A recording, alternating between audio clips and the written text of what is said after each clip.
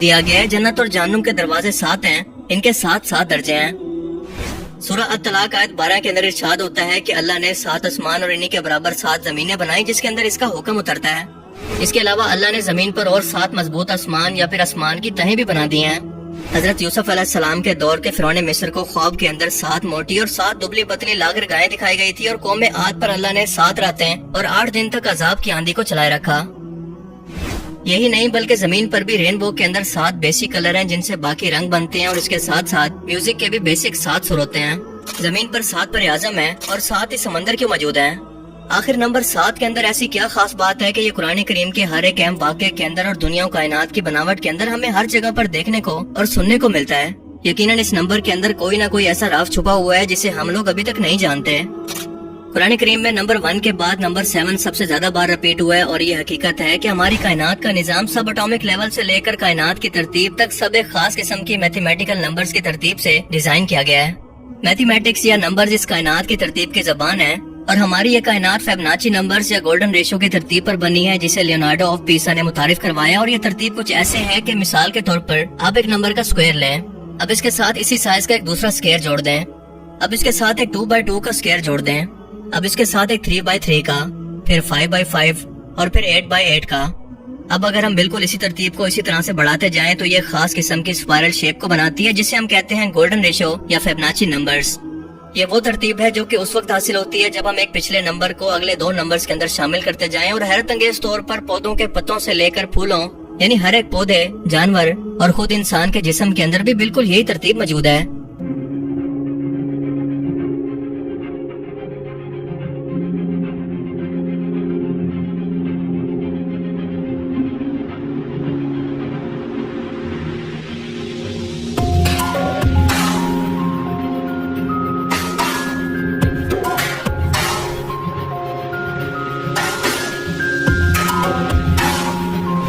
سمندر کی لہریں ہوں یا اس کے اندر موجود سمندری مخلوقات یا ہماری کائنات کے اندر موجود پلینٹس اور گلیکسیز، حیرت انگیز طور پر یہ سبھی کی سبھی اسی اسپائرل پیٹرن کو فالو کر رہی ہیں، جو کہ ہمیں یہ بتاتا ہے کہ اس کائنات کا بنانے والا بھی صرف ایک خدا ہے جس نے اس پوری کائنات کی ترتیب بھی بالکل ایک جیسی رکھی ہوئی ہے۔ یہ ہمیں کائنات کے ایک خالق یا ایک ہی سوچ کا پتہ دیتی ہے۔ کچھ ہی سال پہلے اس فارمولا کی مدد سے انسانوں نے کائنات کی حیرت انگیز ترتیب کی کھوج کی، اور انسانوں کو اللہ کی قدرت کی ایک اہم ترین جھلک نظر آئی کہ یہ کتنے پرفیکٹ انداز کے اندر سوچ سمجھ کر بنائی گئی ہے، جیسے کوئی انجینئر ایک بلڈنگ بنانے سے پہلے اس کا پورا اسٹرکچر اور اس کے نقشے کو بناتا ہے تاکہ یہ ٹکی رہے۔ پر ہمیں آج تک یہ نہیں پتا کہ یہ کائنات کے اندر ترتیب موجود کیوں ہے، بس یہ پتا ہے کہ یہ موجود ہے۔ بالکل ایسے ہی جیسے ہم نمبر 7 کو اسلامی تعلیمات سے لے کر زمین و آسمان کی ہر ایک ترتیب کے اندر دیکھتے ہیں، مگر اب تک یہ نہیں جانتے کہ اس کے پیچھے خاص وجہ یا میتھمیٹیکل لاجک دراصل ہے کیا۔ آسان الفاظ میں اسلامک اسکالرز کے لیے اور سائنٹسٹ کے لیے نمبر 7 آج تک ایک مسٹری ہے، ایک پہیلی جس کا اب تک کسی کے پاس کوئی جواب نہیں۔ شاید اب تک ہم انسانوں کا دماغ اتنے ایڈوانس لیول پر نہیں جا سکا کہ اس کی گہرائی کے اندر اتر سکے، پر یقیناً مستقبل کے اندر ہم انسان اس کے متعلق کوئی نہ کوئی کھوج تو ضرور لگا لیں گے، کیونکہ اللہ تعالیٰ خود یہ چاہتا ہے کہ ہم اس کی کائنات پر غور و فکر کریں اور اس کی ترتیب پر غور کریں تاکہ اس کی ذات کو پہچان سکیں۔ اسی لیے وہ بار بار انسانوں کو دعوت دیتا ہے کہ ہم نے دنیا و کائنات کے نظام کے اندر دن اور رات کے بدلنے کے اندر نشانیاں رکھی ہیں، مگر صرف اور صرف عقل والوں کے لیے۔ پھر فرماتا ہے کہ ایک نظر اٹھا کر اس کی کائنات کو دیکھو تو تمہیں اس کے اندر کوئی خامی نظر نہیں آئے گی، یہ بالکل پرفیکٹ ہے، بالکل اللہ کی ذات کی طرح۔ قرآن کریم علم کے علاوہ نمبرز کی ترتیب کے لحاظ سے بھی ایک معجزے سے کم نہیں ہے۔ مثال کے طور پر اگر آپ پورے قرآن کا مطالعہ کریں تو لفظ سزا 117 بار رپیٹ ہوا ہے، جبکہ لفظ معافی 234 بار۔ اسی طرح سے اللہ تعالیٰ قرآن کریم کے اندر حضرت محمد صلی اللہ علیہ وآلہ وسلم سے قرآن پاک کے اندر فرماتا ہے کہ کہو، یہ کہو کا لفظ 332 مرتبہ رپیٹ ہوا ہے، یعنی 332 ٹائمز، اور اس کے جواب میں لفظ انہوں نے کہا بھی 332 مرتبہ رپیٹ ہوا ہے۔ حیرت انگیز طور پر لفظ دنیا اور آخرت کی زندگی دونوں 115 مرتبہ رپیٹ ہوئے ہیں۔ شیطان اور فرشتے دونوں کا ذکر پورے قرآن کریم کے اندر 88 یعنی 88 ٹائمز کے اندر ہوا ہے۔ یہ کیسے ممکن ہے؟ جنت اور جہنم دونوں کا ذکر 77 ٹائمز، جبکہ زکوٰۃ اور برکت کے لفظ دونوں 32 مرتبہ یعنی 32 ٹائمز کے اندر رپیٹ ہوئے ہیں۔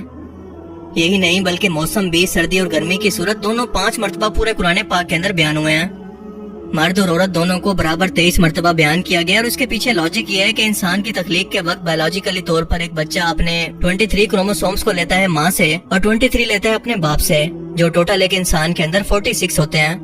एक इंसान के डीएनए के अंदर मौजूद ये क्रोमोसोम्स इंसान के हर एक कैरेक्टर और जिस्म को डेवलप करते हैं। क्या ये भी इत्तेफाक है? इसके अलावा जिंदगी और मौत दोनों का जिक्र 140 टाइम्स के अंदर किया गया है। मजीद पूरे कुरान के अंदर जमीन का जिक्र 13 टाइम्स जबकि समंदर का जिक्र 32 टाइम्स के अंदर किया गया है। इन दोनों नंबर्स को अगर जमा करें तो ये बनता है 45। अब जमीन के जिक्र को यानी 13 को 45 से तकसीम करें तो ये बनता है 28.88%। अब इसी तरह समंदर के जिक्र को यानी 32 को 45 से डिवाइड करें तो ये निकलता है 71%। और हम सभी लोग जानते हैं कि हमारी टोटल जमीन पर खुश्की हमारी पूरी जमीन के 28.88% हिस्से पर मौजूद है और समंदर 71% हिस्से पर। अल्लाह अकबर। क्या अब भी कोई कह सकता है कि ये सब कुछ महज इत्तेफाक है? इसके अलावा कुरान करीम के ऐसे बेतहाशा मौजूदात मौजूद हैं जो कि इस किताब को अल्लाह का कलाम और इस कायनात को इसकी तख्लीक साबित करते हैं, मगर सिर्फ अकल वालों के लिए इनमें निशानियां हैं। बाकियों के लिए जिनकी आंखों पर पट्टी और इनके दिलों पर मोहर है, इनके लिए ये सब कुछ सिर्फ एक इत्तेफाक है, जैसा कि इनका दुनिया में आना।